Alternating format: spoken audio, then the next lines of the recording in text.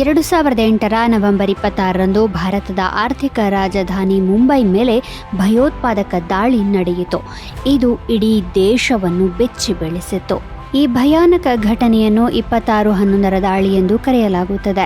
ಇದೇ ದಿನ ಪಾಕಿಸ್ತಾನದಿಂದ ಬಂದಿದ್ದ 10 ಮಂದಿ ಲಷ್ಕರ್ ಎ ತೊಯ್ಬಾ ಉಗ್ರರು ನಗರದ ವಿವಿಧೆಡೆ ಯೋಜಿತ ದಾಳಿ ನಡೆಸಿದ್ದರು. Chhatrapati Shivaji Maharaj terminus, Taj hotel, Oberoi trident hotel, Nariman house ಮತ್ತು ಇತರ ಸ್ಥಳಗಳಲ್ಲಿ ಗುಂಡಿನ ದಾಳಿ ಮತ್ತು ಸ್ಫೋಟಗಳೊಂದಿಗೆ ಭಯೋತ್ಪಾದಕ ದಾಳಿ ಪ್ರಾರಂಭವಾಯಿತು. ಭಯೋತ್ಪಾದಕರು ಮುಂಬೈಯನ್ನು 3 ದಿನಗಳ ಕಾಲ ಸ್ತಬ್ಧಗೊಳಿಸಿದ್ದರು. 166 ಅಮಾಯಕರನ್ನು ಕೊಂದು 300ಕ್ಕೂ ಹೆಚ್ಚು ಜನರನ್ನು ಘಾಸಿಗೊಳಿಸಿದರು. ಈ ದಾಳಿಯಲ್ಲಿ ಭದ್ರತಾ ಪಡೆಗಳು ಧೈರ್ಯ ತೋರಿದವು. ನ್ಯಾಷನಲ್ ಸೆಕ್ಯೂರಿಟಿ ಗಾರ್ಡ್ ಮತ್ತು ಮೆರೈನ್ ಕಮಾಂಡೋಗಳು ಕಾರ್ಯಾಚರಣೆಯ ಮುಂಚೂಣಿಯಲ್ಲಿದ್ದರು ಮತ್ತು ಅನೇಕ ಭಯೋತ್ಪಾದಕರನ್ನು ಕೊಂದರು. ಈ ಸಮಯದಲ್ಲಿ ಮುಂಬೈ ಪೊಲೀಸ್ ಮತ್ತು ಎನ್ಎಸ್ಜಿಯ ವೀರ ಸೈನಿಕರು ಪ್ರಾಣ ಕಳೆದುಕೊಂಡರು. ಎಟಿಎಸ್ ಮುಖ್ಯಸ್ಥ ಹೇಮಂತ್ ಕರ್ಕರೆ, ಸಂಜೀವ್ ಕುಲಕರ್ಣಿ, ವಿಜಯ್ ಸಾಲಸ್ಕರ್ ಮತ್ತು ಮೇಜರ್ ಸಂದೀಪ್ ಉನ್ನಿಕೃಷ್ಣನ್ ಅವರಂತಹ ವೀರರು ದೇಶದ ಭದ್ರತೆಗಾಗಿ ತಮ್ಮ ಪ್ರಾಣವನ್ನೇ ತ್ಯಾಗ ಮಾಡಿದರು. ಮುಂಬೈ ದಾಳಿಯ ಪ್ರಮುಖ ಮಾಸ್ಟರ್ ಮೈಂಡ್ ಹಫೀಜ್ ಸಯೀದ್ ಮತ್ತು ಲಷ್ಕರ್ ಎ ತೊಯ್ಬಾ ಸಂಘಟನೆ. ಜೀವಂತ ಸೆರೆಸಿಕ್ಕಿದ್ದ ಏಕೈಕ ಭಯೋತ್ಪಾದಕ ಅಜ್ಮಲ್ ಕಸಬ್ ಈ ಪಿತೂರಿಯನ್ನು ಬಹಿರಂಗಪಡಿಸಿದ್ದ. 2012 ನವೆಂಬರ್ 21ರಂದು ಕಸಬ್ನನ್ನು ಗಲ್ಲಿಗೇರಿಸಲಾಯಿತು. ಭಾರತದ ಸಂವಿಧಾನವನ್ನು 1949 ನವೆಂಬರ್ 26ರಂದು ಸಿದ್ಧಪಡಿಸಲಾಯಿತು. ಇದನ್ನು 1950 ಜನವರಿ 26ರಂದು ಜಾರಿಗೆ ತರಲಾಯಿತು.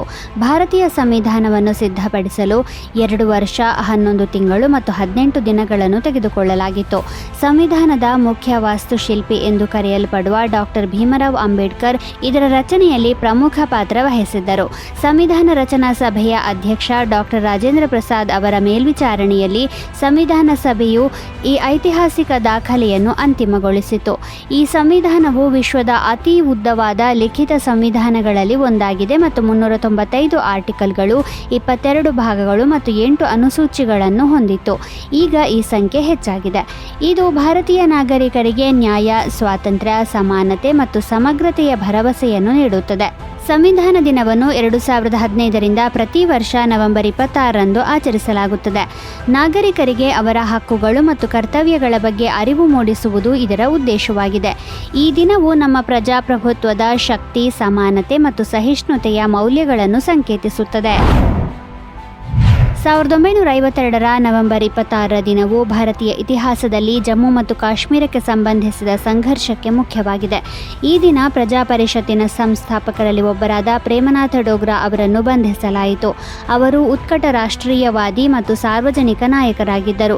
ಅವರು ಜಮ್ಮು ಮತ್ತು ಕಾಶ್ಮೀರವನ್ನು ಭಾರತದ ಸಂವಿಧಾನದ ಅಡಿಯಲ್ಲಿ ತರಲು ಹೋರಾಡಿದರು.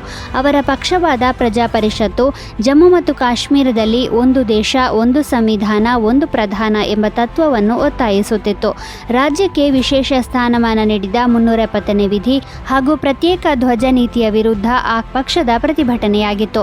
1952ರಲ್ಲಿ ರಾಜ್ಯದಲ್ಲಿ ಭಾರತದ ರಾಷ್ಟ್ರಧ್ವಜದ ಬದಲಿಗೆ ಪ್ರತ್ಯೇಕ ಧ್ವಜವನ್ನು ಹಾರಿಸುವ ಪ್ರಯತ್ನ ನಡೆದಾಗ ಚಳುವಳಿ ತೀವ್ರಗೊಂಡಿತು. ಪ್ರೇಮನಾಥ ಡೋಗ್ರಾ ಮತ್ತು ಅವರ ಸಹೋದ್ಯೋಗಿಗಳು ಇದನ್ನು ಭಾರತದ ಅಖಂಡತೆಗೆ ವಿರುದ್ಧ ಎಂದು ಪರಿಗಣಿಸಿ ಬಲವಾಗಿ ವಿರೋಧಿಸಿದರು. ಈ ಪ್ರತಿಭಟನೆಯಿಂದಾಗಿ ಅವರನ್ನು ಬಂಧಿಸಲಾಯಿತು. ಪ್ರೇಮನಾಥ ಡೋಗ್ರಾ ಅವರ ಈ ಬಂಧನವು ಜಮ್ಮು ಮತ್ತು ಕಾಶ್ಮೀರವನ್ನು ಭಾರತದೊಂದಿಗೆ ಸಂಪೂರ್ಣವಾಗಿ ವಿಲೀನಗೊಳಿಸುವ ಮತ್ತು ಸಂವಿಧಾನದ ಏಕರೂಪದ ಅನುಷ್ಠಾನದ ಚಳುವಳಿಗೆ ಬಲವನ್ನು ನೀಡಿತು. ಅವರ ಕೊಡುಗೆ ಭಾರತದ ಅಖಂಡತೆಯ ಹೋರಾಟದಲ್ಲಿ ಸ್ಫೂರ್ತಿಯಾಯಿತು. ಭಾರತದ ಕ್ಷೀರಕ್ರಾಂತಿಯ ಪಿತಾಮಹ ವರ್ಗೀಸ್ ಕುರಿಯನ್ ಅವರು 1921 ನವೆಂಬರ್ 26ರಂದು ಜನಿಸಿದರು. ಅವರನ್ನು ಶ್ವೇತಕ್ರಾಂತಿಯ ಪಿತಾಮಹ ಎಂದು ಕರೆಯಲಾಗುತ್ತದೆ. ಅವರು ಕೇರಳದ ಕೋಯಿಕೋಡ್ನಲ್ಲಿ ಜನಿಸಿದರು. ವರ್ಗೀಸ್ ಕುರಿಯನ್ ಭಾರತದಲ್ಲಿ ಹಾಲಿನ ಉತ್ಪಾದನೆಯನ್ನು ಹೊಸ ಎತ್ತರಕ್ಕೆ ಕೊಂಡೊಯ್ದರು. ಅವರ ನೇತೃತ್ವದಲ್ಲಿ ಆಪರೇಷನ್ ಫ್ಲಡ್ ಎಂಬ ಯೋಜನೆಯನ್ನು ಪ್ರಾರಂಭಿಸಲಾಯಿತು. ಇದು ವಿಶ್ವದ ಅತಿ ದೊಡ್ಡ ಹಾಲು ಉತ್ಪಾದನಾ ಕಾರ್ಯಕ್ರಮವಾಯಿತು. ಈ ಯೋಜನೆಯು ಭಾರತವನ್ನು ಹಾಲು ಉತ್ಪಾದನೆಯಲ್ಲಿ ಸ್ವಾವಲಂಬಿಯನ್ನಾಗಿ ಮಾಡಿತು ಮಾತ್ರವಲ್ಲದೆ ಹಾಲು ಉತ್ಪಾದಕ ರಾಷ್ಟ್ರಗಳಲ್ಲಿ ಅಗ್ರಸ್ಥಾನಕ್ಕೆ ಕೊಂಡೊಯ್ಯಿತು. ಅಮೂಲ್ ಡೈರಿಯ ಸಂಸ್ಥಾಪಕರಲ್ಲಿ ವರ್ಗೀಸ್ ಕುರಿಯನ್ ಒಬ್ಬರು. ಸಹಕಾರಿ ಚಳುವಳಿಯನ್ನು ಉತ್ತೇಜಿಸುವ ಮೂಲಕ ಲಕ್ಷಾಂತರ ರೈತರ, ವಿಶೇಷವಾಗಿ ಮಹಿಳೆಯರ ಆರ್ಥಿಕ ಸ್ಥಿತಿಯನ್ನು ಬಲಪಡಿಸಿದರು. ಅವರ ಪ್ರಯತ್ನಗಳು ಭಾರತದಲ್ಲಿ ಹಾಲಿನ ಉತ್ಪಾದನೆಯನ್ನು ಗ್ರಾಮೀಣ ಉದ್ಯಮವಾಗಿ ಪರಿವರ್ತಿಸಿತು. ಉದ್ಯೋಗ ಮತ್ತು ಬಡತನ ನಿವಾರಣೆಗೆ ಸಹಾಯ ಮಾಡಿತು. ಅವರ ಸಾಧನೆಗಳಿಗಾಗಿ ಅವರಿಗೆ ಪದ್ಮಶ್ರೀ, ಪದ್ಮಭೂಷಣ ಮತ್ತು ಪದ್ಮವಿಭೂಷಣ ಪ್ರಶಸ್ತಿಗಳನ್ನು ನೀಡಲಾಯಿತು. ವರ್ಗೀಸ್ ಕುರಿಯನ್ ಅವರು 2012 ಸೆಪ್ಟೆಂಬರ್ 9 ಕೊನೆಯುಸಿರೆಳೆದರು. 1953 ನವೆಂಬರ್ 26 ಬ್ರಿಟನ್ನಲ್ಲಿ ವಾಣಿಜ್ಯ ದೂರದರ್ಶನ ಚಾನೆಲ್ ಅನ್ನು ಪ್ರಾರಂಭಿಸುವ ಪ್ರಸ್ತಾಪವನ್ನು ಅಂಗೀಕರಿಸಲಾಯಿತು.